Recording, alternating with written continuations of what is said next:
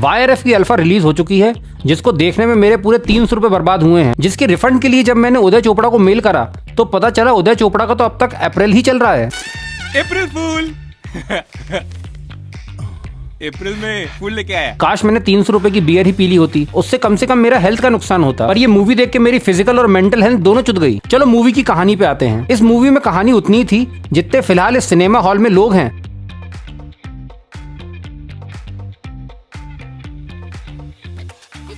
Movie की कहानी कुछ इस तरह है कि मूवी में कोई कहानी ही नहीं है। 2 item song, 2 bikini shot, 2 Pakistani agent के सीन और क्लाइमेक्स में 6 उंगली वाला जादू, बस कहानी खत्म। और मेरी नहीं मान रहे तो KRK की सुन लो। इस फिल्म की कहानी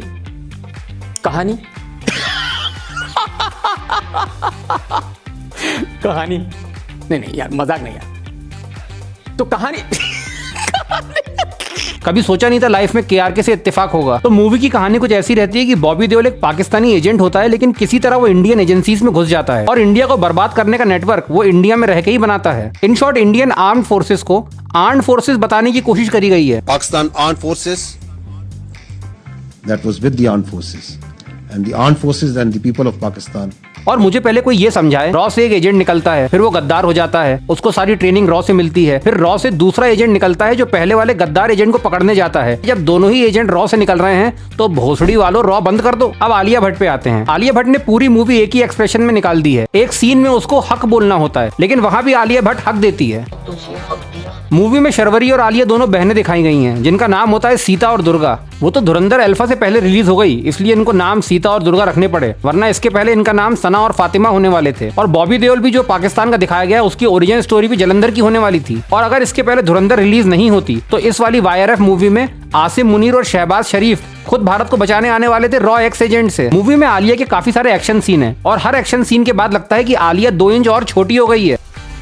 ऊपर से आलिया ने एक्सप्रेशन पूरे कॉलेज गर्ल वाले दिए हैं।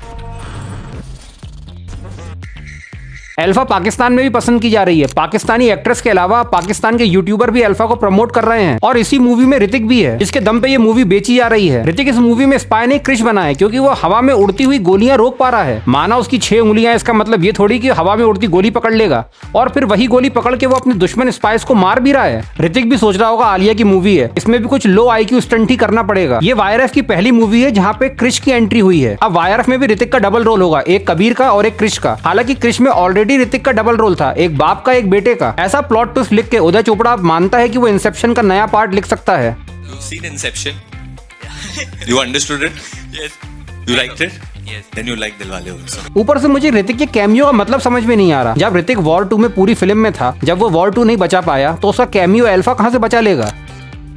उदय चोपड़ा ये स्पाइवर्स और एक्सपेंड करना चाह रहा है। अब बहुत जल्द यहाँ पे SRK का भी डबल रोल होगा, जिसमें एक SRK पठान होगा और दूसरा डॉन वाला होगा। लेकिन भाई का डबल रोल नहीं होगा, भाई टाइगर ही प्ले करेंगे, क्योंकि अगर भाई का डबल रोल होगा तो पहले वाला टाइगर दूसरे वाले टाइगर को अगर अपनी गाड़ी से उड़ा देगा तो केस किस पे लगेगा। मैं आ जाऊं क्या अपनी पर?